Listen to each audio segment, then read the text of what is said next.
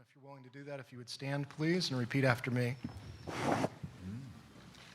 I do hereby affirm that I will tell the truth and nothing but the truth to this committee today. Thank you so much. First of all, I want to say to all of the people that have testified, you have done an incredible job. When I was asked to do this, I debated for a while, and it's a subject literally I know very little about, except what I read in the newspaper, most of it years ago. I was a skeptic when I came, and what I have found, and this has to do with the credibility of the people that have testified. I want you to know that I don't know what it is or how big it is, but I do believe that we have, that there are spaceships, whether they're friendly or whether they're enemies. We have, that they have been enough sightings of a human creature. I don't know what it looks like. And so I appreciate what you have, the sacrifices you've made and what you have done. And for those of you here testifying for family members, or this is the first time that you've talked in public about this issue, you are to be commended. I know it has to be a difficult thing, and it's easy for me because I just got to sit here and listen to all of you. And so I just appreciate all of you that have been here and what you have done. And it was a privilege to sit and listen to your testimony. So thank you very much. So that's your closing remarks? Thank you, Representative Hooley. We'll now start with our witnesses, and I think we're allowing 10 minutes each. That's great. If I could ask, okay. Dr. Wood, would you begin? Thank you. It's an honor to be included as a witness. In 1966, I had been working about 13 years for one company and was doing well as a young engineering executive at Douglas Aircraft. That was the year the Air Force decided to have a symposium dedicated to important developments in space 10 years hence. And my boss, Ray Hallett, had been selected to speak for our missiles and space part of the company on how to better to get things to orbit and back. He asked, what do you think we should talk about? And I said, partly as a jest, why don't we just tell them how the alleged UFOs do it? He actually liked the idea and asked me to work on it. That was when I read my first UFO book, actually one by Don Menzel, the science arch skeptic, and I saw clearly that he was ignoring the reported data. I immediately read a dozen books on the subjects. A year later, Douglas had been bought by McDonnell, and we were now McDonnell Douglas, and had just won the Air Force satellite program called Manned Orbiting Laboratory. My regular job was to manage our company research and development projects funds so that we would win small technology contracts.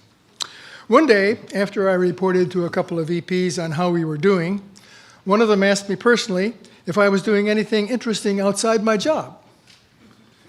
And I said, well, you're not going to believe this, but I've read about 50 books on UFOs. And the amazing conclusion I've come to is that they are very real extraterrestrial craft. And the only thing that's uncertain is to whether we find out how they work before or after our competitor Lockheed. After a moment of silence, one of them said, how much would it cost to take a look at that question? Therefore, we started a little project, kept quite low-key, to study the question of how they work. Everyone who worked on this project knew that when the project was over, each would go back to his other job or be laid off.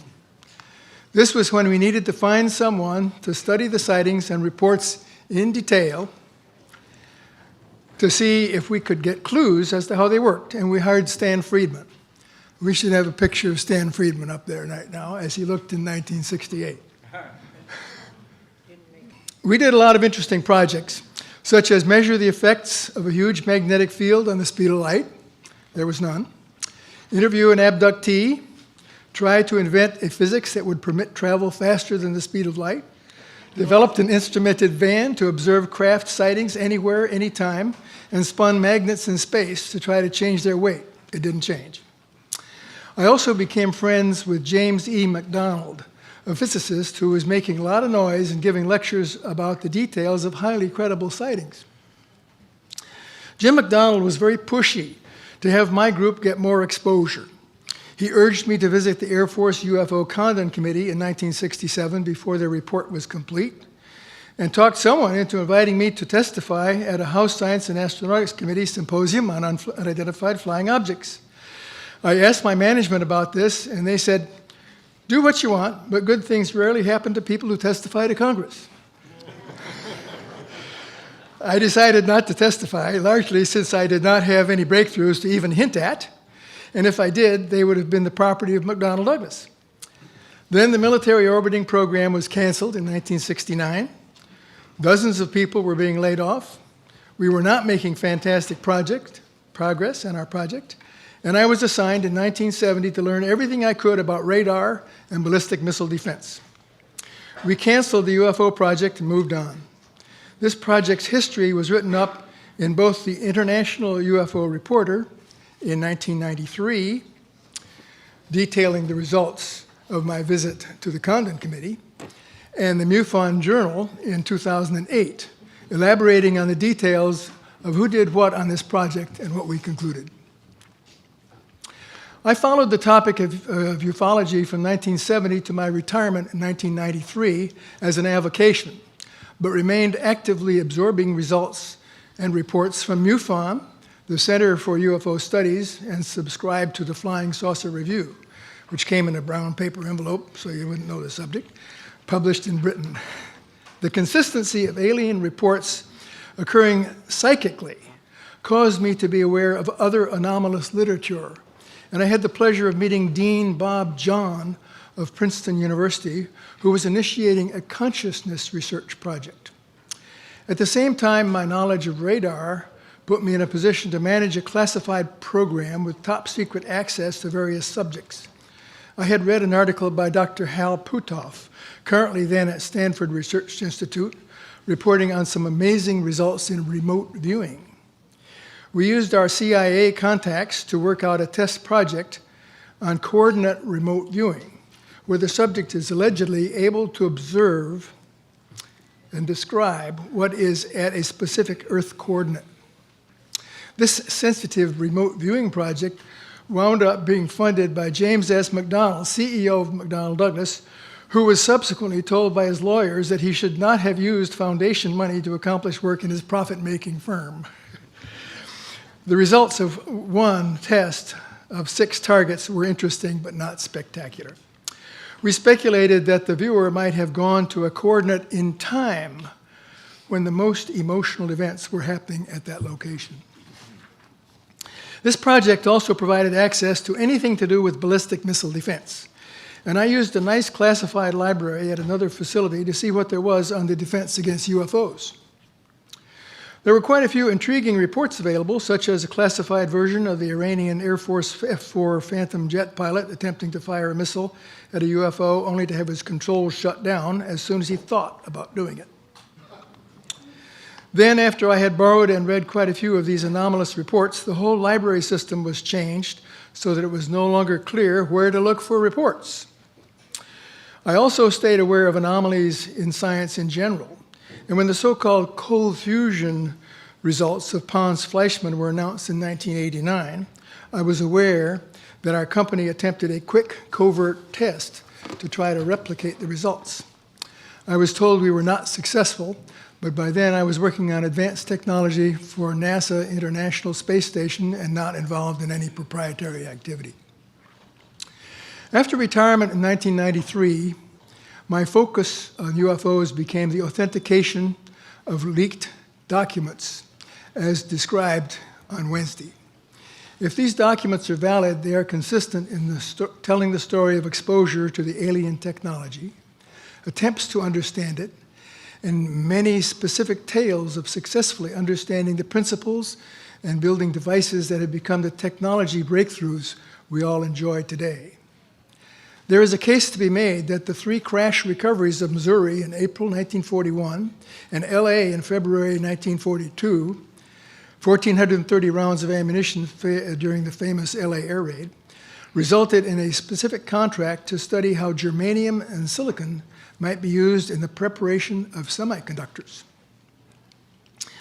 Those individuals receiving reports and samples included Edward Condon at Westinghouse, Bell Laboratories, Hans Bethe of MIT Radiation Laboratory, and Shockley of Bell Telephone Laboratories in 1945, who is given credit for inventing the transistor in 1947. These leaked documents, taken as a whole, visualize and speculate on the impact of alien technology on our society in a diverse array of fields of science and technology. And Doctor, you've got about 1 minute left on your time. Thank you. All right, then I'll ignore mentioning Philip Corso's comments. So, what of my opinion of what's required to understand how they work and to build one? The simple answer is I don't know. But beyond that, I could say I would look for the following 4 things. First, a way to cross the light years to stars without actually physically speeding past and through the space and space debris that separates us.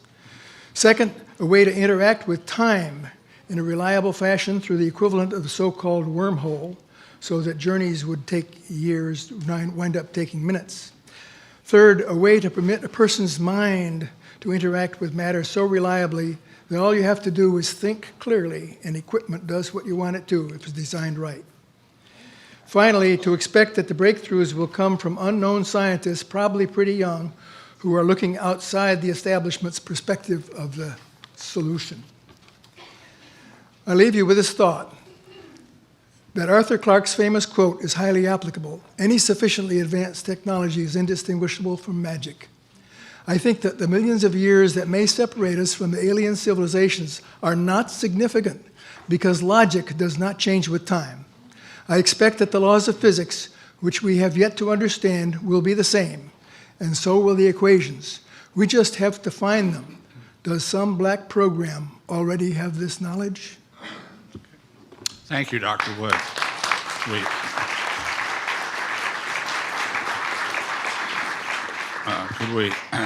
Could we now have Dr. Greer take 10 minutes? Thank you very much. I appreciate being here again. I would like to open with sort of a historical overview of advanced technologies that began in the late 1800s with the breakthroughs with Maxwell and also Faraday. It turns out that the Maxwell equations that were developed had a number of changes that resulted in what is now classic electromagnetic theory. This has resulted in a number of errors in the equations, which have been corrected by people who have looked at them very carefully. Between the late 1800s and 1929, there were a number of breakthroughs that ended up being suppressed that had to do with creating very high voltage VHV systems so that you could create a vector into what's now been called the zero-point energy field. And I refer the panel to the Jane's Defense Weekly writer Nick Cook and his book, The Hunt for Zero Point. This began to be explored by people like Nikola Tesla and others.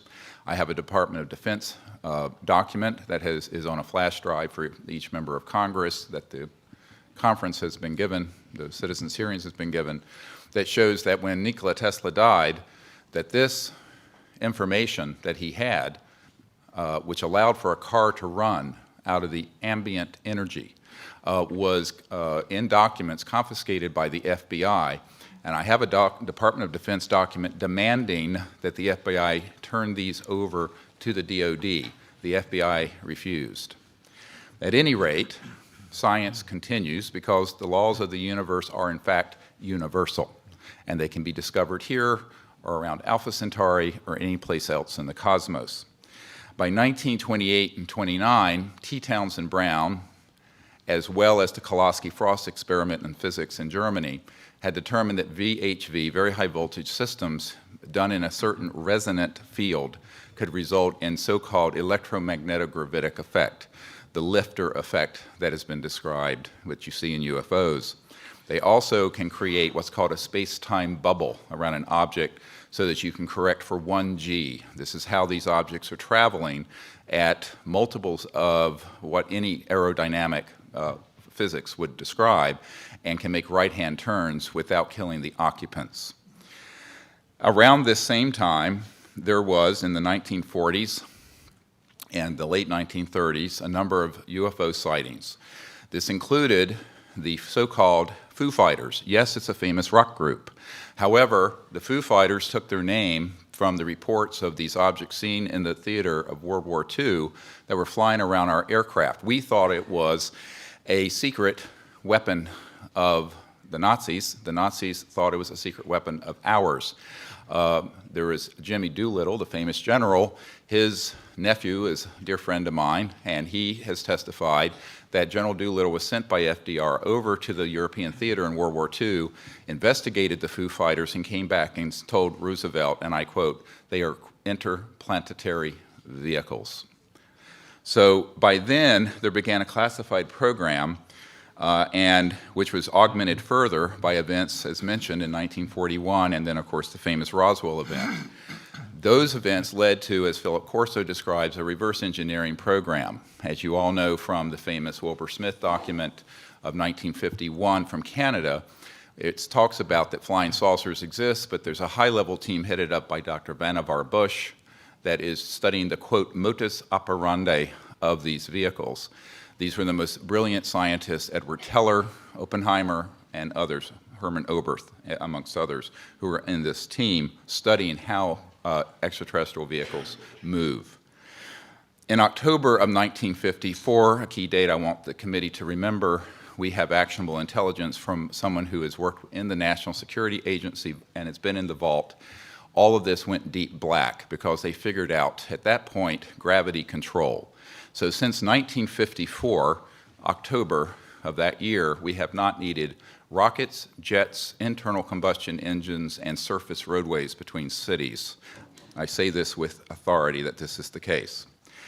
Eventually, these breakthroughs in human discovery were complemented by the study of the extraterrestrial material that were retrieved from these events.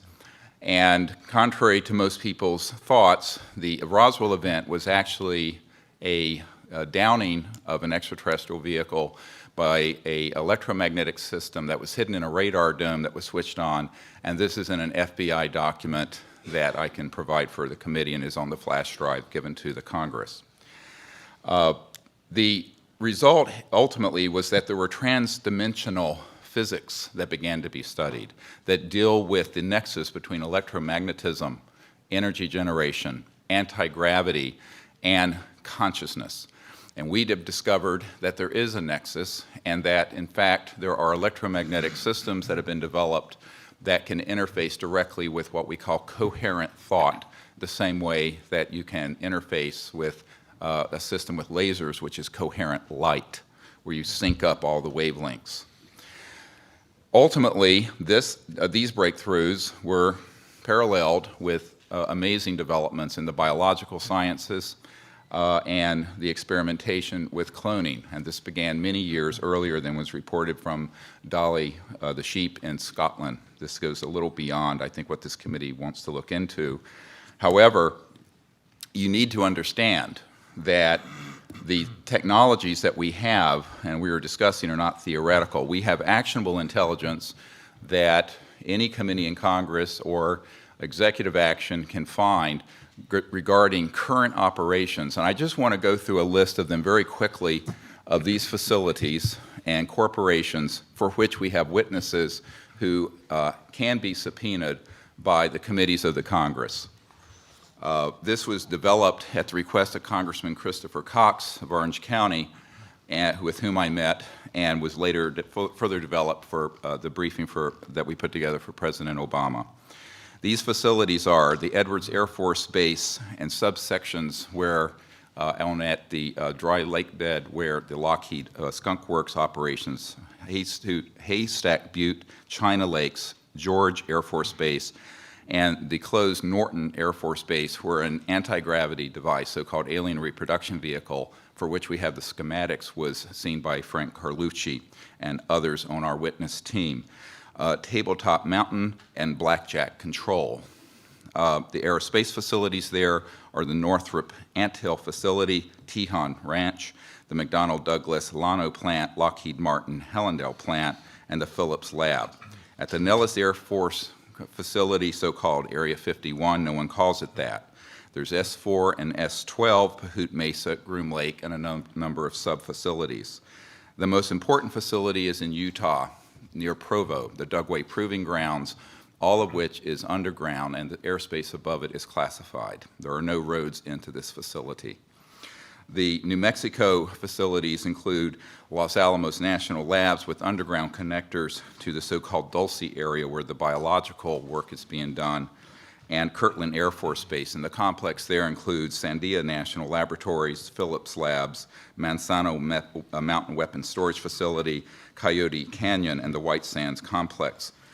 In Arizona, near Fort Huachuca, which is Army Intelligence Headquarters, there is a UGB underground base where one of our witnesses, who will testify, worked on 9 separate extraterrestrial vehicles that had been down through advanced electromagnetic pulse weapons, and there are several different species of extraterrestrial biologicals stored at that facility. The other facilities, and this goes on, include a special compartmented area of Cheyenne Mountain, where we have witnesses in our team who can be subpoenaed, where that we have tracked extraterrestrial vehicles in our solar system that were measuring 26 miles in diameter. There are also facilities in Australia, a key one being Pine Gap, the so-called Alice Springs facility, which is mostly a U.S. Air Force facility, even though it is in Australia.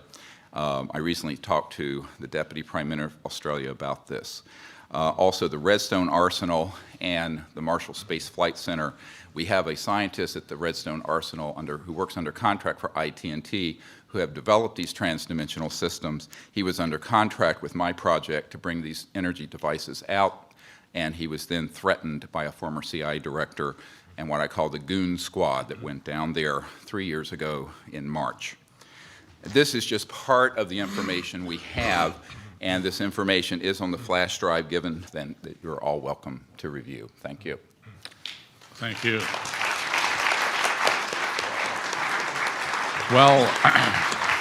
Well done and well timed, because that sign came up just about 3 seconds after you ended. Dr. Vallone, 10 minutes. I'd like to start with my slides and show them exclusively as I go through them. What I'm about to say is my own personal viewpoint, does not relate in any way to the federal government. Nothing I'm stating is reflecting government policy, and they're my original thoughts as a private citizen. Next slide. This is a presentation of what I'm familiar with, and my journey began in 1980 with the book called Sunburst: Return of the Ancients by Norman Paulson. And the book was fascinating in the fact that there were a lot of very anomalous UFO details shown. This particular side-by-side photo, and the person who took the photo was a deputy sheriff holding the Instamatic photo taken in broad daylight over Giant Rock. This is fascinating because none of this has happened since then, and George Van Tassel was responsible for holding UFO conferences through the 50s and through the 60s. I even talked to Dr. Bob Beck, who witnessed one of these craft, and as you can see, there's some type of force illumination below the craft as well. So I went out to the community and found what they were working on was a homopolar generator. Next slide. The interesting part of the book described the propulsion system as being 12 magnets around the outer edge of a very large disk, size of the ship, carrying off electrical current. 2 disks in opposite direction provided the gravity force, whatever propulsion system they had. So this particular passage I reprinted in my homopolar handbook. Next slide. and also convinced my professor at the State University of New York at Buffalo to let me work on it as a physics project for my master's degree in physics.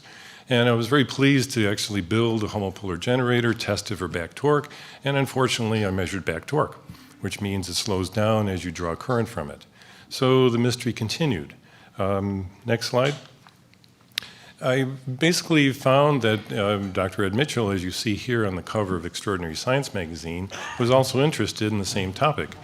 Bruce De Palma was the source of the interest, and he was building homopolar generators like crazy, looking for investors one after another, which he succeeded in doing. However, Ed held on to his money, which is in his breast pocket there. And what was interesting about this particular cover that came out years later was that the Searle disk is also shown on the same magazine cover next to the homopolar. So I thought this was sort of a coincidence or synchronicity, and I ended up investigating the Searle disk. Next slide. And I met John Searle in 1980 in Germany, and he actually became kind of a curiosity to me. Even today, he still is. He's still a living legend. He claimed to have these disks, as you can see here, hovering, and he had a UFO experience when he was young, and then he started building these things. So, next slide.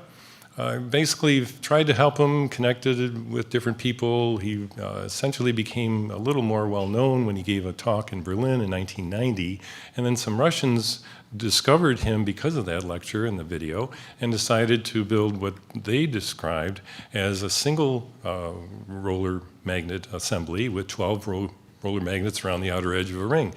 And so I started to think twice, that, hey, this may be something related to what was called the Mu disk back in the Paulson book. And that's one of the biographies you can get off the shelf, Anti-Gravity, The Dream Made Reality by John Thomas. Next slide. So the long story short is that these roller magnets are individual homopolar generators, and they definitely seem to lend itself to voltage generation if the whole ring could somehow be propelled. And that's the magic and the mystery behind the whole thing. Well, the Russians had a whole grocery list, as you can see on the right, of all these anomalies that they supposedly measured. And so what I ended up doing, next slide, was to connect them to an investor, which I constantly do throughout these years, find an investor for the strange inventors, put them together. In this case, we went to the Department of Energy. The contact was very friendly to us, offered a Russian translator for us. We did due diligence for the whole day, and the investor was comfortable to throw his money at the Russian Gold and Roast inventions. And the outcome was, next slide, the big prototype at cost of a lot of money, which was built and completed in Moscow. And then it was retrofitted and completed again and again, and even to this day, it doesn't quite do what it's supposed to do, but it certainly looks interesting. Next slide. So back to the George Van Tassel story, since this is dealing with implications of extraterrestrial technology, George's story is that he had lots of UFO experiences, even rides on craft and so forth. And his would you say his download or his conclusion from all of these experiences was, hey, I'm going to build a healing chamber, a rejuvenation chamber, called the Integratron. And it's right near Giant Rock. I've actually gone out there. Next slide. And it still is in existence today, Integratron.com. And it's all wood construction with no nails. Next slide. And it's very fascinating because it has these unusual die rods. The whole assembly of die rods was supposed to rotate. And it also has a primary and secondary coil inside that looks like an inverted Tesla coil. So you get the impression that it would draw atmospheric electricity. Since it's very dry there, it's feasible this would work, and then charge up the inside with some of this energy. Next slide. So that concludes the possible rejuvenation implications of ET contact. And what I'd like to conclude with is the zero-point energy, inertial shielding, and electrogravitics. Next slide. First of all, zero-point energy is very famous. I wrote a book on it. I wrote 2 books, actually. And it's been confirmed consistently, even up to last week, where our Future Energy News announced some new polymer pyrrole that actually can't be explained unless 2/3 of it is due to zero-point energy. Next slide. And here we have the reason why zero-point energy may be important, and we'll see if she can insert the 30-second video that's supposed to actually start. I'm not sure if we're going to get a video or not, but, oh, maybe. Okay. Yes. Okay, this is an example of many. You've probably seen some of these already. The craft is spinning, it's up close, it looks like a legitimate, authentic video, amateur video, and right about now you're going to see a very fast acceleration. And that's what we've been talking about, folks. And the important part is that this introduces a concept which I'd like to share with the panel, and that is inertia is involved. And as we get to the next slide, hopefully we can see that. The inertial mass and gravitational mass are totally different. I repeat myself. Inertial mass and gravitational mass have nothing to do with each other. Einstein made a mistake years ago and called it the equivalence principle. I studied it even in grad school. I took relativity and I took general relativity. And so it's fascinating to me that it's sort of overlooked. Slide right after this. And the important part is that nowadays, inertia has been discovered to be a zero-point field Lorentz force by Hayes, Schroeder, and Puthoff. This is a seminal paper that's so important that it opens the door to actually controlling inertia and understanding how any ET craft or UFOs could possibly have fast acceleration, right-angle turns, and maybe even travel through the universe. It turns out F equals V cross B, a simple Lorentz force at the bottom of the slide there showing how it works. So when we go around a curve and you feel that force moving you in the opposite direction, it's an electromagnetic interaction. Next slide. And this applies to relativity. I heard one of the gentlemen on the panels questioning special relativity. Well, that's inertial mass. That is the m in relativistic increase in mass as you go toward the speed of light. If you can shield inertial mass, miracles happen. And this is another demonstration. I showed this slide to the deputy director of the NRO, National Reconnaissance Office, in case you don't know what NRO stands for. And this was very important because, as you see, F equals ma, Newton's law, can be modified. If m can be shielded and it lowers, then a could increase for the same amount of force. Next slide. Oh, and by the way, the NRO deputy director said, well, things like this tend to become more and more classified until they're out of sight. He says it's easier for us to reinvent it for a private contractor. And I said, you mean the taxpayers have to pay double for something like this? And he said, yes. So here's another proof of inertial shielding, and that is the right angle turn. That's photographed here with open shutter, 35 millimeter on tripod, 2 a.m. outside Stewart Air Force Base. The triangle craft started from the upper part, and the shutter was open, made a tremendous right turn, then continued as if nothing happened. Red and green lights make it look like it's conventional. Next slide. And Dr. Vallone, you've got about 1 minute. I understand. I see. And now the conclusion is electrokinetic equation helps explain how we can combine electrokinetics or electrogravitics and inertial shielding. Pulsed current will produce a force. Next slide. And I wrote a book on the electrogravitics effect that's even present in the B-2 bomber, thanks to Paula Violette's work and research, and originally starting with Townsend Brown's research. Next slide. And the conclusion is, and I have to give thanks to Mark McCandlish, who gave a testimony at Dr. Greer's 2001 Disclosure Project in DC, since we know once in a while such electrokinetic powered craft are put on display, as this one was in 1988 in Norton Air Force Base, which is also, his entire testimony is reproduced, thanks to Mark, in my book, Electrovitics 2. And this was also verified and investigated by Dr. Hal Puthoff. And I talked to him personally about this story of Norton Air Force Base showing 3 hovercraft, and he did his due diligence with it, and he says he put it in his gray box of possible events.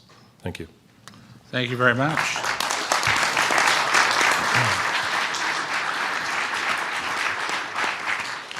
We'll now be going to Roger Lear. If you wouldn't mind, before I begin, could you tell us what DPM stands for? Doctor of Podiatric Medicine. Okay, thank you.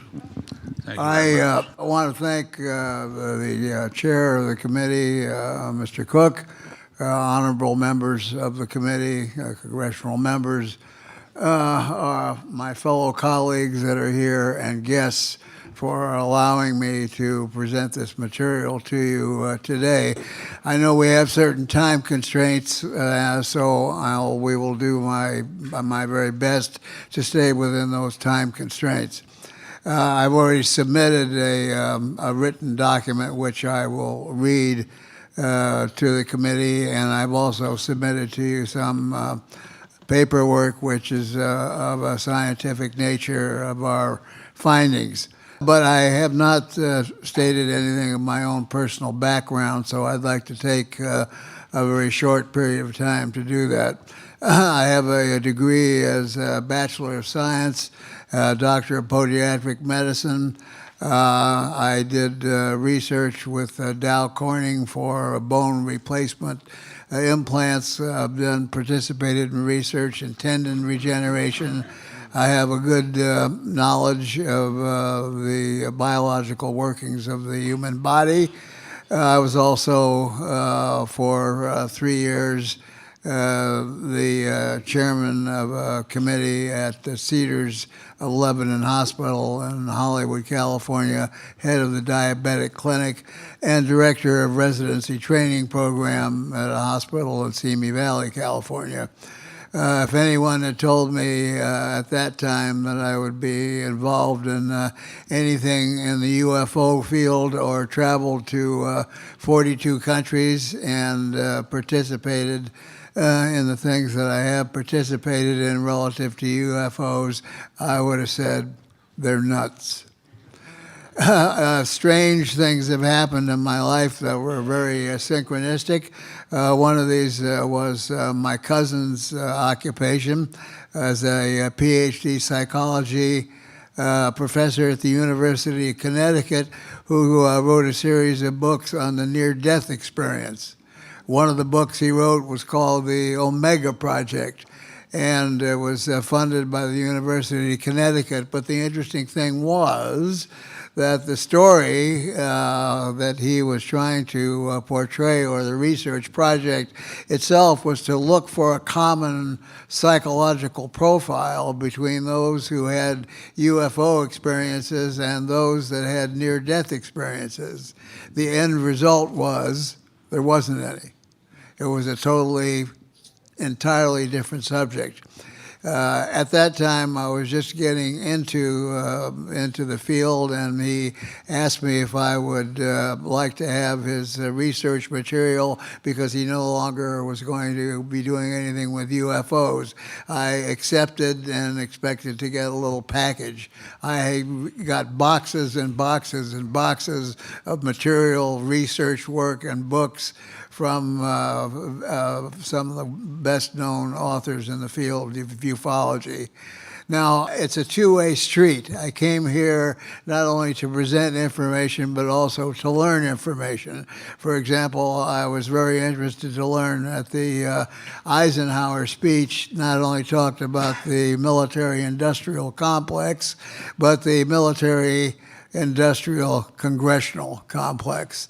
I thought that was very informative. I also thought it was very informative to learn that the oaths that were taken by military officers and other officers in government was to the Constitution of the United States and not to any particular committee or policy.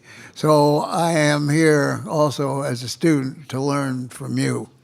What I've planned today and ask you that favor, again with time constraints, is that at the end of my presentation, I'm allowed to ask you just 2 questions which may be answered by any one of you that would like to take the challenge of answering it. We'll be willing to suspend to do that. Thank you. I appreciate that, Mr. Chair. Now, I'd like to read the written presentation that I prepared and submitted to the committee. I, with my surgical team of medical specialists, performed 16 surgeries for the removal of foreign objects from those individuals who allege alien abduction. The 16 cases involved removal of 17 separate and distinct objects.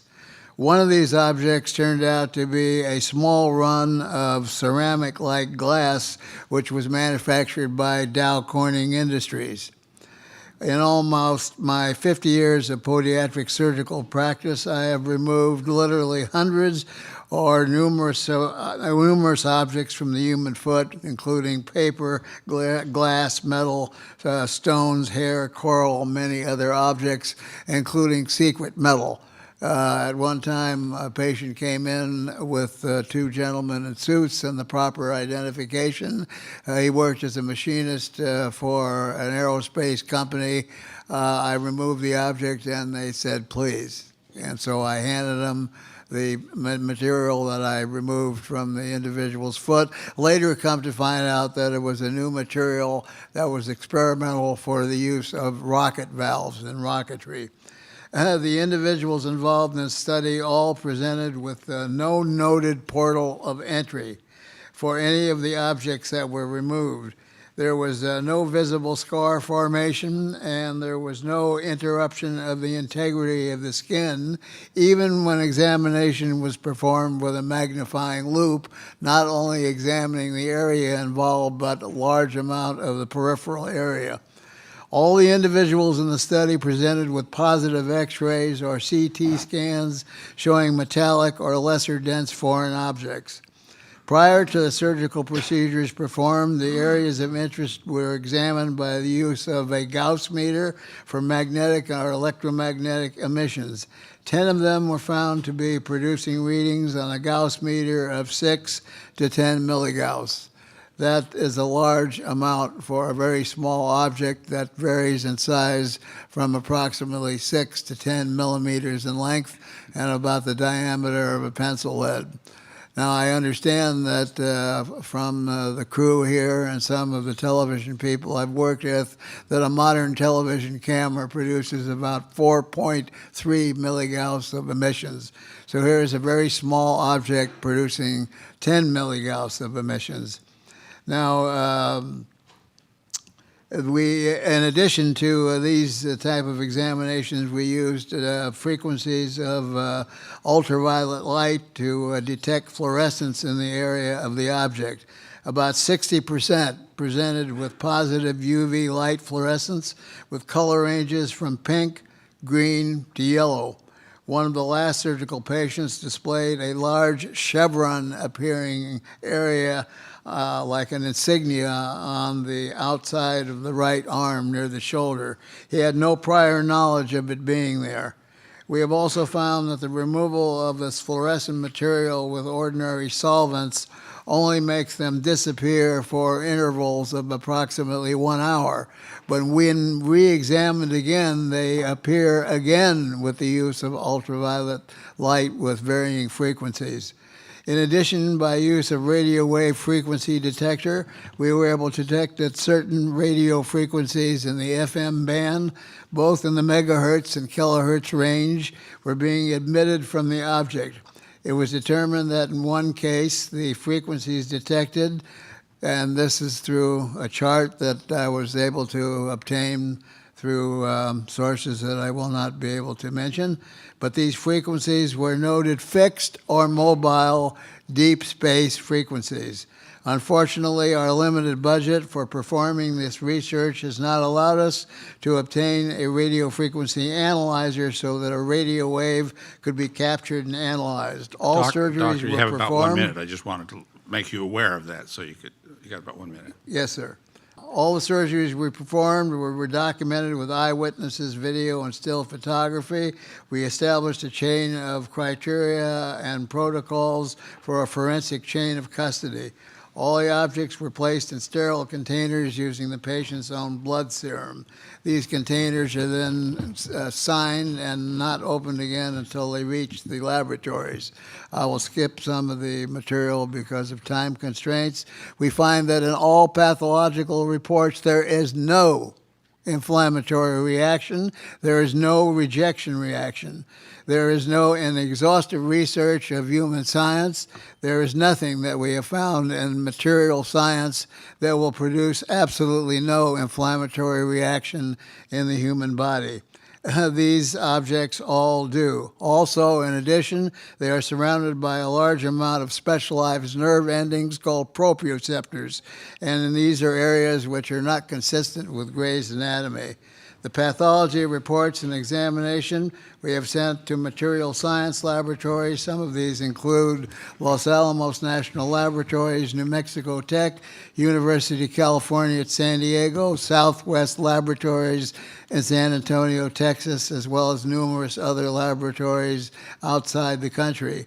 ANS research scientists on our science board has enabled us to do some of our own scientific studies. I've already described some of the length and size of the object, so we'll skip Doctor, I over absolutely that. hate to do this, but your time has expired. And what we're going to do, though, is suspend and allow you your request. And I would ask the members of the panel to keep their answers, not questions, their answers here, as short as possible so that we can at least get 5 minutes for our questioning of this technology panel that how often do we get to hear from 4 PhD physicists, scientists, everything else? So I want to have plenty of time for our questions, but go ahead. You want me to be finished? No, I want you to ask the question. You Okay. asked me to Sure. change the rules in order to Okay. ask.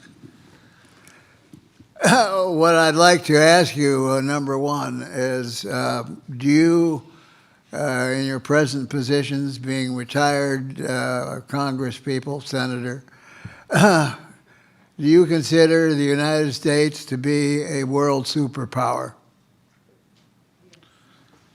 Anybody that wishes to answer that? In terms of military capability and force, yes. In terms of intellectual capacity and moral guidance, no.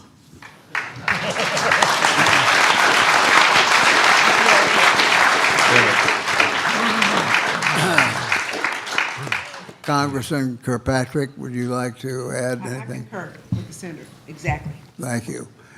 Now, Well, this will be very short.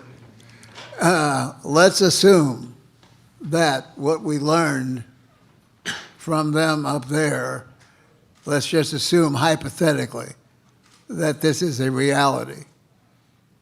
What kind of a position would you think that the United States would be on a world scale if a third world country, a renegade country, would release the entire amount of information to the public of the world? It couldn't do anything. In fact, that's one of the things we hope, that if the issue is brought before the General Assembly and is voted to hold a global conference, then that conference will be its own guide, regardless of the United States of America or Britain or any other country, because it will be beyond their control. And that's one of the reasons why I personally would like this issue to go before the General Assembly and not go before the Congress, which I think would just continue the cover-up that we've experienced from the government for the last 50 years. I would say that there's probably not a person in this room that would not agree with you. Oh, no, I think And that is not totally true, what you just said. But I do believe that it would make a huge, huge difference. I actually think it would make the people of the world, certainly the people of the United States, even better. I think if we had absolute knowledge of these things, peace would be more likely. A unified approach towards really finding out answers of other things to eliminate suffering and disease and everything else would be vastly enhanced. I think there's a lot of wonderful good. I don't necessarily think the United States would slip into second place on anything. I have a little bit of difference with my esteemed colleague from Alaska on that. I've got to say, I'm impressed with the credentials of the people we've heard from, people with doctorate degrees in medicine, and we have, in other words, 2 that are clearly at the highest levels of biological science, if they're medical degrees, which I assume Dr. Lear and Dr. Greer have. And I think Dr. Vallone, I think you're a physicist, as is Dr. Wood, and in the physical area. So we've got this is a unique opportunity to hear from physical and biological scientists of great stature and qualification. So I'm going to ask Dr. Wood a question I started to ask the other panel, which I wouldn't have asked if I'd known this panel was this qualified in the area. One of the biggest concerns of people, one of the biggest reasons why people don't believe that UFOs have extraterrestrial origins is this whole question of the speed of light. I'm going to ask Robert Wood, how old or large do you think the universe is? Well, you're a physicist. You probably thought about these things. I think the latest estimate is 20 billion years. Okay. About how large is the Milky Way galaxy, which is just a very tiny little part of the I think the universe. diameter is about 50,000 light years. It's a 100,000 light years across. Yeah. It used to be, in the books at that time it was 50, today it's considered to be about 100,000 with the, so if we only went 10, tell me if I'm right about this, if we were only able to send craft at 1/10 the speed of light, if the universe is 15 or 20 billion years old, which I think you've said you think, could a spacecraft go from one end of a 100,000 light year galaxy to the other end of that galaxy in a period of the time of this universe has been in existence? Well, 15,000 different times and go back and forth? In other words, why is the speed of light such a big problem? That's what I'm trying to understand. Well, I'm not trying to say it stops the idea. I'm saying, am I right that a craft could go 15,000 times from one end of the galaxy to the other in the amount of time that's happened? We think in terms of our own time. But I'd just like you to respond to that. Well, I'd like to answer that in two parts. The first part has to do with the organizational name we are working with, Paradigm Research Group. And the idea of paradigm is that the concepts of science get changed suddenly. Sure. And Newton had a paradigm of F equals ma, and Einstein came along and said, no, that's not quite right. When you go close to the speed of light, you've got different equations. Sure. And so the old paradigm was overthrown. My thought here is that the current paradigm that we have, that you can't travel faster than the speed of light, it might be overthrown by what Dr. Greer had said earlier. Sure. Namely, there's a difference between inertial mass.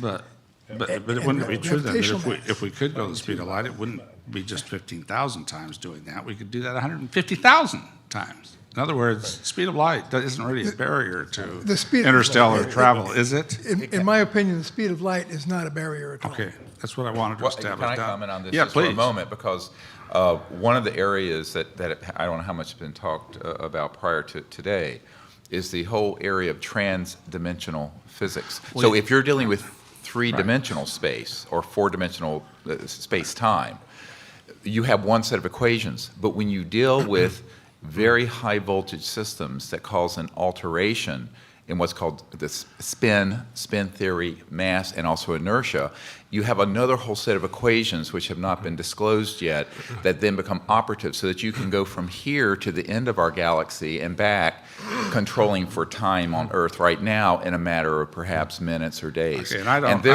question what you're saying, but I'm going to reclaim the time just to say this. I can believe that we do have, wormholes may well be true and so forth. But what I'm trying to say is that the wormhole theories have not been established anywhere near as established as the speed of light and the first relativity theory of Einstein have been established. So what I'm trying to say is we don't have to establish, I'm trying to ask you, we don't necessarily have to establish some of these physics, which may well be true, that could be established into the future, in which there are some interesting indications from even the past that might be happening. Yes. So I'd like to, like to so contribute to will that, you too. respond to that, Dr. Yeah, Malone? we run a conference on future energy almost every year now. It'll be one in July at the University of Maryland again. We've had David Fronig there several times as speaker. He's a professor from the University of Adelaide in Australia, and he particularly has worked on this. He actually has simulations of 1 times the speed of light, 5 times, and so forth. He treats it just like the sound barrier, and he literally has equation comparisons for the speed of sound, speed of light, and so forth. So my emphasis is trying to make it simple, and that is the inertial mass is the key to understanding how this is possible, and the special relativity equations, which I'm very familiar with, only deal with inertial mass.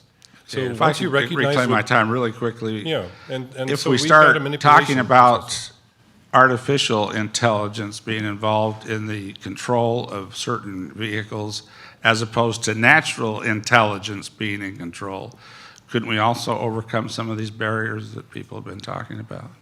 I mean, we send artificial intelligence today out into space. Is that a possibility? The advanced extraterrestrial technologies do deal with technologies that cross into the And I conscious see, quantum hologram and directed thought. I got to be and this clear, is I hate to cut amazing. you off, but my time has Yeah. expired. I can't violate what I'm making everybody else live by. But we will now go to Congresswoman Woolsey.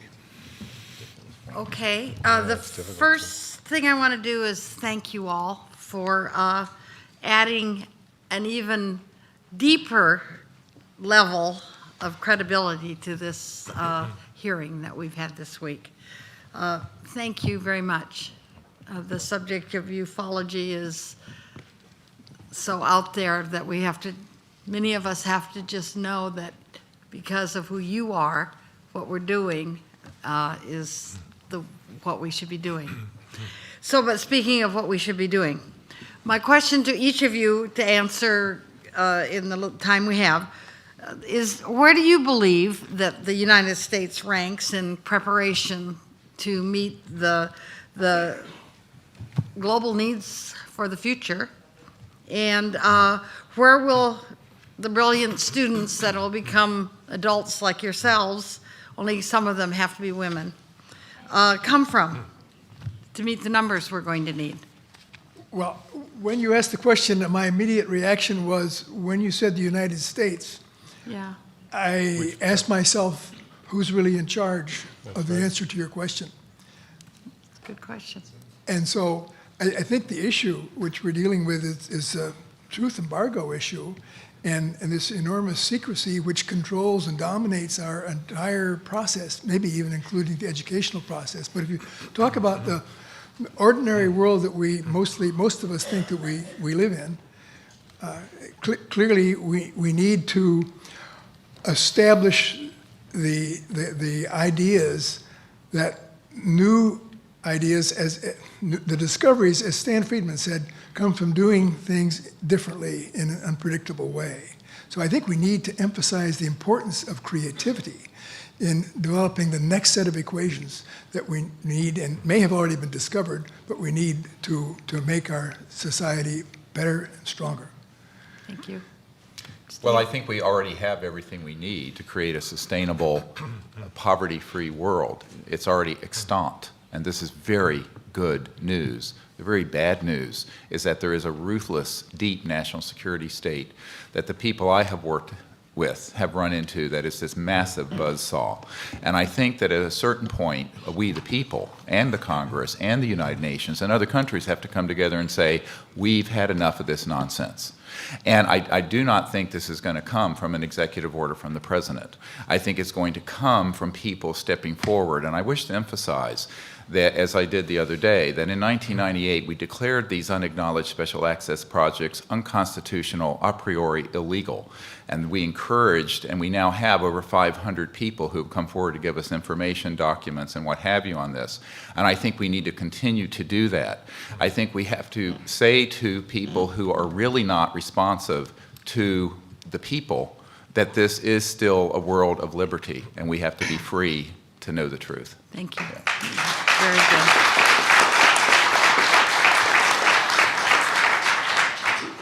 Dr. Vallone. Could I show slide 23, please, as I'm talking? What I'd like to explain is that I agree with our co-panelists, and that is the United States already has this technology, and I had the privilege of talking with a former Black Project engineer, spent the whole afternoon with him taking pages and pages of notes, one of which is actually in front of me right here. And what I learned is, first of all, he taught me all the details of creating an electrogravitic layered semiconductor that with bismuth in between and magnesium and zinc with the same percentages that when slide 23 pops up, you'll see that was published years before in a colleague's book called Secrets of Anti-Gravity Propulsion. And Dr. Paul LaViolette only let me know a year later, he said, oh, this sounds like what I learned from another Black Project engineer who actually was through Aviation Weekly over in England. So this is very interesting because my contact told me so many things I couldn't believe. I just took the notes down. But after I corroborated this with Linda Moulton Hull's artifact as well, we have 3 different corroborations within 1% variation of the same artifact. In fact, slide 24, if she gets that up, will also show the actual semiconductor. But the important part is that we have the technology. Students are contacting our Integrity Research Institute all the time saying, what should we study? And this is, I used to be a college teacher. You need 13 chapters with questions and answers at the end of each chapter, and the books need to be written.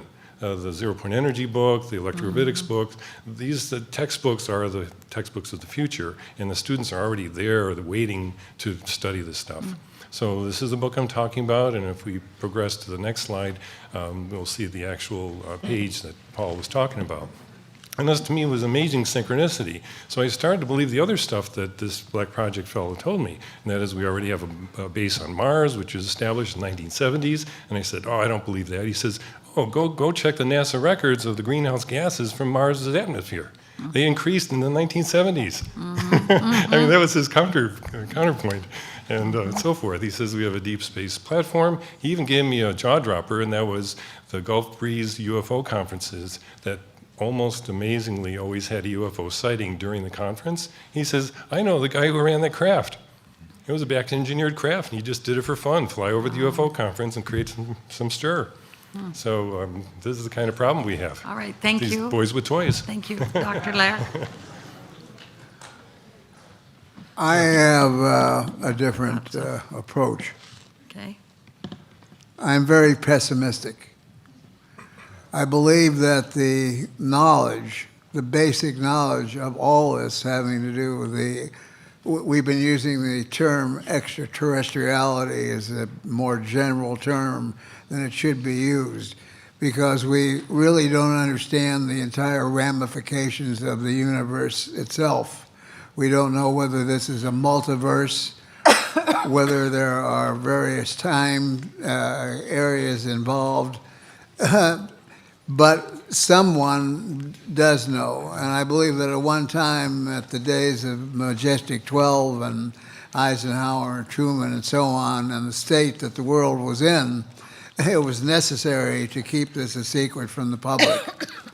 But now I believe, again, I'm sorry to be pessimistic, I believe this has moved on from governments, the United States government, or any other government, into the hands of a greedy industrial complex that does not want it to change. Time has expired. Thank you very much. We'll now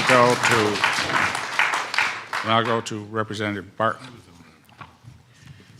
Thank you very much. Because I want our deliberations to be most favorably perceived, I have one little question I'd like to get cleared up. I understand that a bit ago there was a petition being circulated in one of our communities suggesting that the city waterworks should stop putting dihydroxide into the water system, because if in the future it was determined to be hazardous to health, it could never be removed.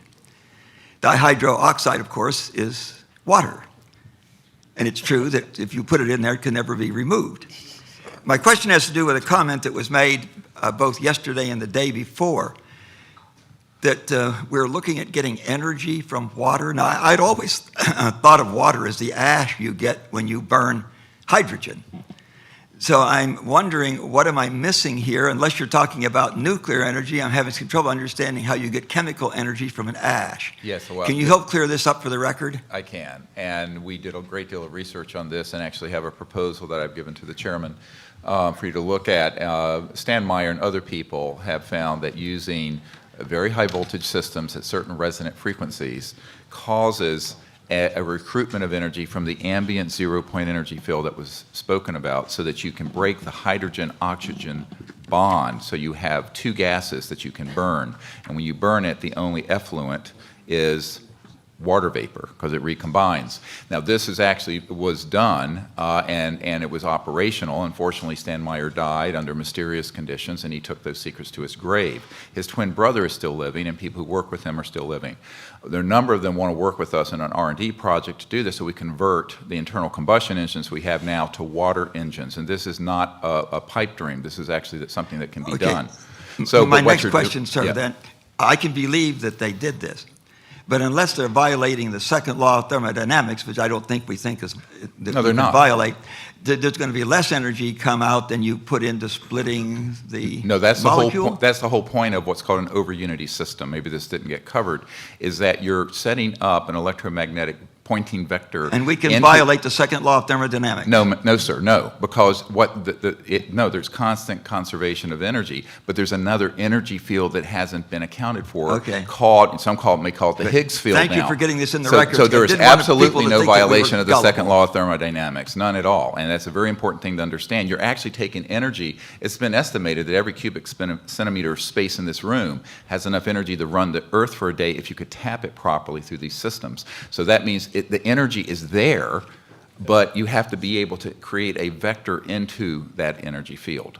The zero-point energy field he's talking about. Yeah. The quantum vacuum, in other words. Quantum vacuum, yeah. Okay, I just want this cleared up because I think many people understand chemistry as I do, that water is the ash you get when you burn hydrogen, and it's hard to get energy out of ash, so thank you for clearing that up. I think that there's a general consensus that if these UFOs are real and if they're extraterrestrial, that they somehow have learned to do what we would love to be able to do, and that is have an anti-gravity thing. Okay. I don't know how much we know by reverse engineering these things, how much we know about that. But whatever we know about it, do you think that information is being made available to Stephen Hawking? I haven't heard he died, so I guess he's still alive, and people like him who are trying to harmonize the mysteries of the universe, relativity and gravity and so forth. Do you think it's being, I hope it's being made available to them. You think not? If you're talking about black project discoveries from back engineering, no, I'm sorry. It's the same as in the government.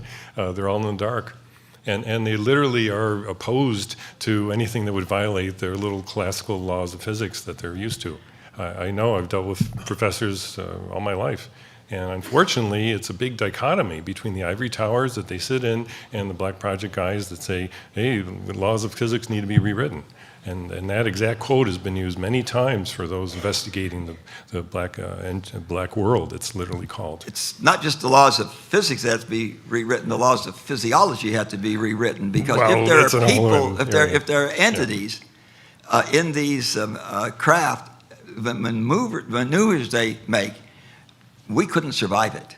Yes, we can. That's what I tried to explain in my slideshow. I'd be glad to pull up slide 18 again and slide 17.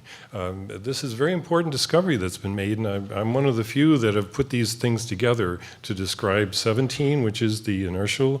In other words, inertial mass is now known to be a zero-point energy effect. Right. And the slide you're looking at right here is slide 18. That's the conclusion of that. The previous one, 17, is the journal article that is probably front page news and should be. Because once inertia now is discovered to be an electromagnetic phenomenon, that's an exact breakthrough, in other words. And if we go back one slide, the journal article obviously is something we need to refer to, because Hal Puthoff was responsible for that. Bernie Hayes, who I know personally, was also responsible, and they proved it. They literally did stochastic electrodynamics to conclude that it's simply a Lorentz force, F equals V cross B.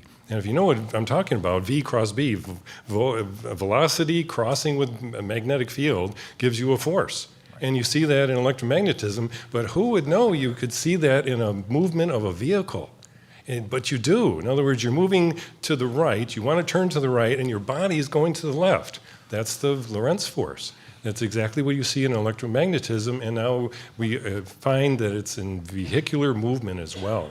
So therefore, this is an interaction between the zero-point field, which is all around us, and the individual electromagnetism of your body, of the craft. And exactly that means shielding is possible. And once the shielding's possible, you've got all kinds of... My time has expired. Thank you so much. Thank you. Now I would like to go to our new questioner, Dr. Bookman, who, by the way, ran for Congress from my state not too many years ago, 5 or 6 years ago, I believe. Not against Merrill, though, against your colleague Rob Bishop. Dr. Greer, you mentioned 25-mile wide craft. 26. 26-mile wide craft, and you mentioned that you believe the military-industrial complex has a program of shooting them down. Have we shot down one that big, in your opinion, or from your witnesses? To my knowledge, those have not been targeted. We do have witnesses, and there is a number of testimonies from pilots where attempts to target and bring them down have occurred. And I think that we have to understand that $2.3 trillion in unaccounted funds in the military-industrial complex have resulted in some very strange things going on. I call it this strange Lovian complex, where there are folks who are doing things without proper oversight from the Congress or the President that are really a threat to our national security. The briefing I did for the head of the Defense Intelligence Agency, General Patrick Hughes, really focused on this, and I have never spoken of this publicly until now. But the big concern is that there was a cabal or a deep national security operation of which he knew nothing and did not control, that was doing some rather dangerous things that could endanger not only our nation, but the world. And I think this is an existential threat to not only world peace, and I think we have to start thinking not just of world peace, but of interplanetary relations and universal peace. But to get more specific, there are portable EMP, electromagnetic pulse systems, and others that involve scalar or longitudinal waves that are, as opposed to a light wave that moves like this, or longitudinal, that have been weaponized. And as Werner von Braun stated in the last years of his life through our Disclosure Project witness, Carol Rosen, that these sort of technologies were being deployed in the space and should not be. Moreover, there's a number of false flag operations that have happened, as was referred to in Gulf Breeze, where there have been objects that appear to be ET that aren't, and contact events that appear to be alien that aren't. And these include the manufacture at EG&G near the Nellis Range of a number of implants. As you know from our witness, Mr. Pawlik, who worked with the CIA, they were manufacturing up to 2 billion of these in the 70s and 80s. This interview is on YouTube. There's a number of things I have not had time to go into that I really do believe are an existential threat to our planet. And I wish we had time to go into them now. Right, yeah. Maybe on the break, maybe people can read up on this too. Yes. If I'm doing my dual job correctly, I have about 3 minutes left. Yes, so sir. somebody time me and cut me off, or I'll go forever. Thank you for that. If I understand correctly, Linda Moulton Howe, George Knapp, Dolan, yourself, have had conversations with people deep in the military-industrial complex who've told you things off the record, privately. It would make a great movie, I gather. By the way, Disclosure, the serious movie, is a great movie as well. Thank you. If the United States Congress, or what would you need, what do you feel they would need from the United States Congress in order to be able to feel safe testifying on 60 Minutes or somewhere? I mean, Right. I appreciate your point, Dr. Lear, and others have made this, that we have an oath to the Constitution, not to some independent agency that's gotten out of control. Correct. What would it take for those people to be free to their secrecy oaths such that they could appear in the media publicly on these issues? Well, I think the question is, would the media even allow it? As I mentioned, when ABC News wanted to do this with 35 digital hours of top secret testimony, Ira Rosen was shot down by corporate ABC. That's one question. The other question becomes, I think some of these people, and the briefing I put together for the president that went to him via John Podesta, Center of American Progress, was oriented towards getting those executive actions done, because we need federal marshal protection for some of these people. I know who they are. I'm holding their documents. It's part of, I hate to say this, part of my dead man trigger. If anything happens to me, it'll hit the internet. I'm probably more valuable alive than dead. I hope you stay that way, sir. Well, from the point of view of keeping the secrecy there. But I'm not going to violate people's confidentialities. What I will say is that there's an enormous amount of actionable intelligence we have, and names can be provided, including members of this majestic committee with whom I've met. And many of them would like to see this information come out. The problem is lethal force has been threatened and used. And I think that this has become something that needs an FBI investigation, congressional investigation, and subpoenas. I have 1 minute left. If I've timed myself correctly here, I'll do this. Yes, sir. Are you saying there's nothing Congress could do to pass legislation? When I ran for Congress, I called for legislation protecting whistleblowers. This administration has been prosecuting whistleblowers like crazy. Right. And I said we need to protect whistleblowers on waste, fraud, criminal activity, and the UFO issue. And all the media focused on in my campaign was ridiculing me over UFOs. Thank you, media. Is there anything Congress could do such that those people would feel safe? Yes, And they I'll can, end with that they can question. issue subpoenas, and they can also require the Federal Marshal Protective Services to protect them, and they would be. And I think that this is something that can be done if there was the will and the intent within the Congress. Barring that, I think we've brought out as many people as we can. One of my frustrations is knowing too many people and having too much information that I can't give actionable intelligence on to the general public without violating, and I take this like a doctor with patient confidentiality, without protecting those people's confidentiality. But we have this information. I would love to be subpoenaed so I could give it over to a proper I've heard that from authority. George Knapp and others as well. You're not alone in that. There Right. are a lot of witnesses that, if Yes. protected, would come out. And with that, I see my time is up. Yes. Thank you. Thank you, Dr. Berkman. We'll now go to Senator Gravel. I am not qualified to get into the technical discussion, but I would say this. Dr. Wood referred to, if the black area has this knowledge. You've pointed out that whoever was the head of the CIA at the time, shut the door on, and I would, and Dr. Vallone, we've heard testimony before about the fact that somebody was boasting from one of these black areas, which is these contractors, that we have the capability to take ET back home. Is that something, briefly, this squares with your knowledge at this point in time? Absolutely. That's a quote from the former CEO of Lockheed, I believe. Yes, Ben Rich. Ben Rich. So it's a famous quote, Well, and then it's true. Okay, but I would agree with it. if you think that's believable, and that's a quote from the head of a corporation, this is criminal. Absolutely. Because we go back to what Dr. Greer was saying, that, we have the capability of sharing this technology and freeing up the world to an unbelievable level. Yeah. So we stand capable of indicting in the area of public opinion the head of what, Lockheed? Yes. Well, that's right, Skunk Works. And he knew what he was talking about because he had all the that's contracts. fine. I'll accept that he knows what he's work on talking about. He's depriving the world of possible advancement. Yep. Here, all of you, all four of you, you interface with scientists in the whole black area. You're trying to talk. Where's their moral content? Well, I can answer that if you... Where is it? since They we're got a time- hole somewhere. Ben Rich wrote a book, and he specifically described the sundown rule. And I wrote about it. It's on our website. It's one of the recommendations we have. The sundown rule should be enforced. And that is, classified, fine. How many years? You have to put a time limit on every classified document. And therefore, it's going down. The sun's going down in 10 years, and it becomes free.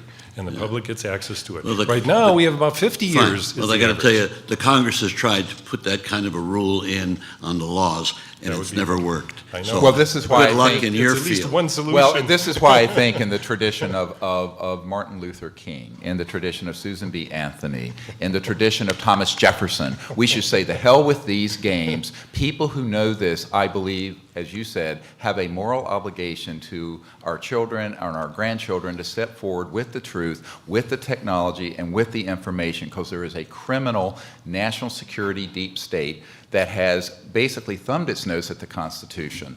And for that reason, there is no justification for the continued secrecy. And I think that one of the things all of us as citizens have to decide is whether we're going to do that or not. Could it be risky? Yes. Do we have to make sacrifices? Yes.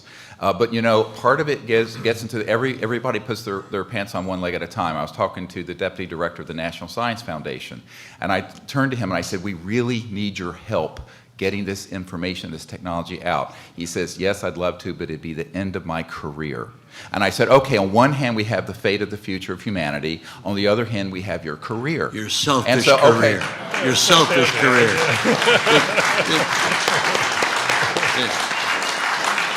I saw your film the other night. I want to compliment you on it. I thought that was awesome. But let me just, I think I said it in an earlier day.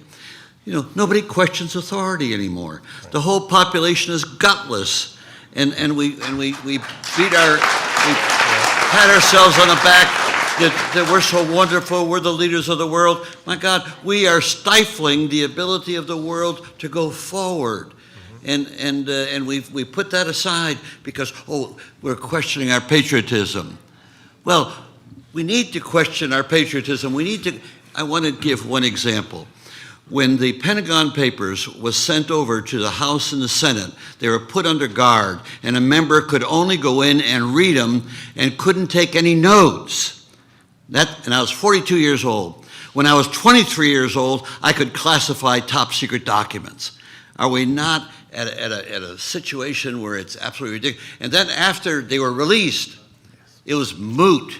The Supreme Court was made moot, the Congress was made moot, and the decision was made that any member of Congress can release any information of all these secrets, and it hasn't happened since 1972. So the indictment is on us as a Congress, and that's the reason why when the whole purpose of this hearing was, we'll take this to Congress and have another hearing. Boy, that's just taking the issue and putting it on a shelf forever, and it just won't happen.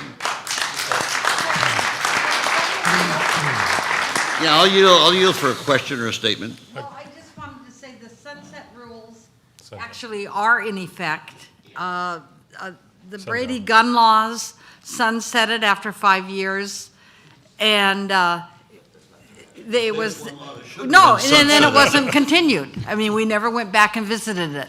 So it's there when, and it depends on who's the issue, and it depends on who's in the leadership. If there's, Well, there's here, a the declassification. sunset principle is sundown rule, it's Congress called, has the ability to go back and see anything. We have an oversight capacity. If there's one activity in the Congress that's not dealt with properly, is our oversight capacity. I couldn't agree with you more, and in fact, when I've met with oversight chair, for example, Congressman Dan Burton, members of the Senate Intelligence Committee who are in office, they're very interested.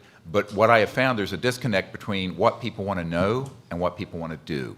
There's a fear of touching this subject because of the ridicule factor and other reasons, and I think we just have to become more courageous. Well, and also know The what you want to American ask people for have- declassification. I'd like to meet with you later, anyways. Is that my Could I time mention there's an expired? Office of Declassification You in wanna- College Park, Maryland? That's where the official federal government Office of Declassification is. It's solicitable, you can approach them, and if you know what to ask for, that's the key, then you can ask for it to be declassified. Your time has not quite expired. Not expired, well, I let see me- the sign let me right tell you- there, it's already Oh, stopped. it just It has expired. expired. There it goes. That's why I You stopped. used up my time asking the question that was expired. Okay. Now we'll go to Representative Kilpatrick. Now I'm questioning now, right? As I Yes, you're understand it. questioning Okay, now. thank you, Mr. Chairman, members of the committee. Excellent panel. Excellent, way over my head. I did see Sirius the other night, which was also way over my head, but I got parts of it. And the whole week has helped me get more and more. But your sitting here today brings back for me the validity, the intelligence, and the necessity of moving forward with this incident. It's just, you have to do it. And you all have provided, without even saying it as an introduction, the technology that exists in the world that we don't now yet display that we have. We may have it, I don't know, we don't display that we do. It's a real critical concern to our national security and to other things, so I want to commend you for that. I think that's excellent. Dr. Lear, I want to go to you. You talked about removing 16 objects from people. I think in my reading and preparation that was called implantation, and I might have that wrong. Is that the right word? That is absolutely correct. Oh, good. Okay, hey, I'm learning something here. Okay, then when you, and it also is related to people who have been implanted with something, and you described that it was different kind of material that didn't meet the usual, which means to me it came from somewhere else. Is that correct? That's correct. I submitted to the committee a set of scientific documents that shows some of the latest work and findings that we find in the material science of these objects. But I want to point out, too, that to my shock, absolute shock, was a paper that was given to me through the Freedom of Information Act, in which it describes all my work in the OSTP in the White House, given to President Obama at the time he was trying to raise money for the medical care bill. And the individual that wrote the article stated that if my work was not correct, or the work done by my team was not correct, and that it was secret work that was done by some governmental agency, this also should be released to the public because it would save billions of dollars in health care. And what is the implication? Break that down for me, please. Well, if we took just the fact that there is no inflammatory response of these objects and no rejection of these objects, you can see that you could take anything that we use medically, a pin, a screw, a nail, a heart, a kidney, any organ, place it into the body would not reject it, and the individual would not have to be on very expensive anti-rejection medication for the rest of their lives. Now, that has nothing to do at all with the material science associated with these objects that we have found here. This is a very advanced nanotechnology.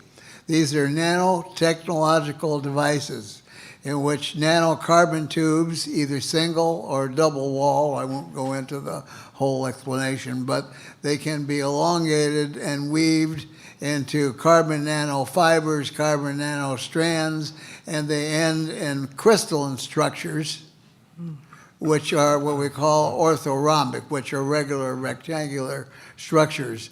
And we have to remember that in the early days, when I was a child, on radio, and you got a crystal set with a battery and an earphone, and you were able to get a radio station, that was a marvel.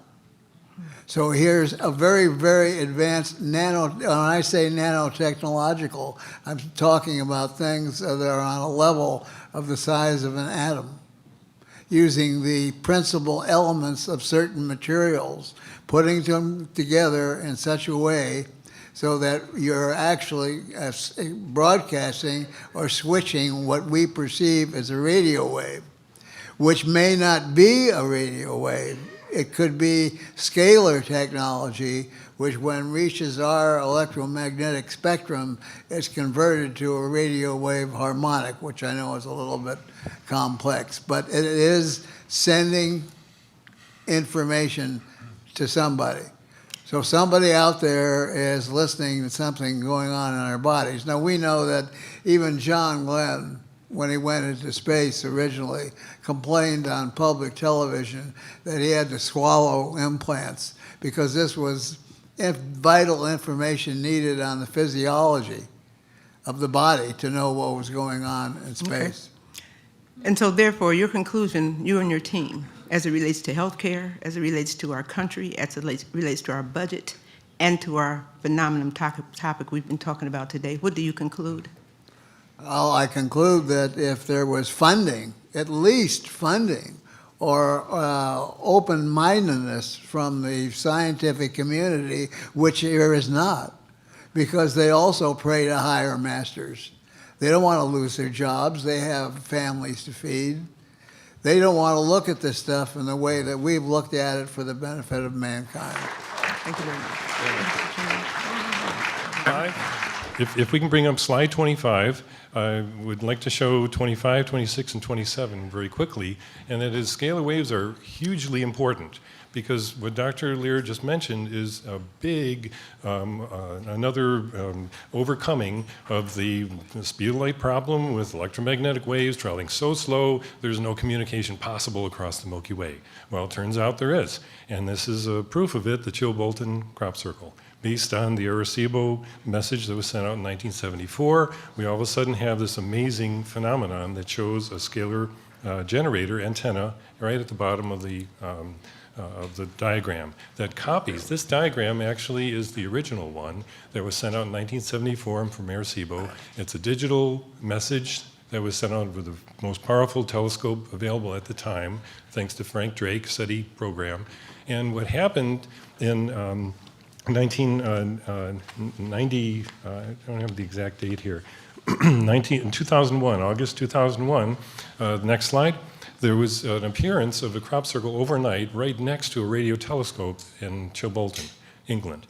And the amazing thing was it wasn't just a regular crop circle. This thing had almost exactly the same one-to-one correspondence to the Arecibo message. Slide 26, please, and then slide 27. And that's exactly what the thing looked like. The crop circle is just a bunch of crops that are down or up. And then the next one is 27. And we see at the bottom of 27, instead of the Arecibo antenna, which is a parabolic dish, we're seeing something that looks like two circular objects that literally, it says a change in transmitter diameter from one of the online commentaries on Chilbolton. And the very bottom is something that describes a scalar broadcast antenna that is actually the answer to instantaneous communication across the Milky Way. Enough said. This is a big breakthrough. Thank you. Now we'll go to closing statements from representatives. Thank you, Mr. Chairman, members of the committee. I want to say thank you for the invitation. I'm certainly a much wiser, better public servant than I was before I walked through these doors. To my panel, my colleagues, you've been excellent. Many times we are so busy in Congress, we don't get to know each other unless we travel in what's called congressional delegations and do some work, or work on the committee. You know best your committee and your caucus. And beyond that, these things help. So thank you very much. And to the staff and all of you. To the witnesses who have been with us all week, outstanding. I think it's America's loss that none of the press across this country felt the obligation to cover these hearings. The information that we've learned, that American people should also have learned, and those who streamed, God bless them, probably did get some of it, will make them better people as we confront the next 100 years, the next 1,000 years. Because I really believe, and I wasn't convinced before I came in, but we did a little 2-minute interview on the close of this, and what I said in mine is, I didn't know before, and I still have a lot to learn, but I'm willing to learn, because it's a universal problem, and I want my grandchildren and yours and our great-grandchildren to have a universe in which to operate. So on behalf of this Congresswoman, as I go about my day and catch my plane and hope it lands smoothly, doctors, that I can come back and be with you again. We've got a lot of work to do. But I think you educate the people from the bottom up and not from top down. It doesn't work like that. We've done it in revolutions all over this world for hundreds of years. This is a revolutionary issue. And if we're going to sustain ourselves as humans, just a part of the universe, we've got work to do. To all of you, and I'm looking and seeing some of you in the audience as you presented to us, thank you for allowing me to be with you. Thank you very much. Thank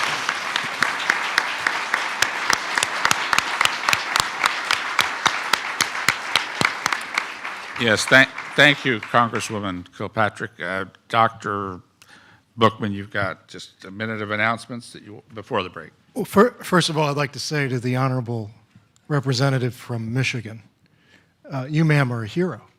You're a hero just as much as any of these witnesses, when we reached out to former members of Congress, the answer from many was, well, who else is going to be on that committee with me? I'll serve, but I won't serve with so-and-so, or I want to know who else is there. You agreed to do this not knowing any of that. You stood up and said, yes, I'll do it, and opened the space for everyone else to be here. Before you leave, I wanted to share that with you. So you, ma'am, are our John Glenn. First one up to orbit the Earth. Thank you. That's all.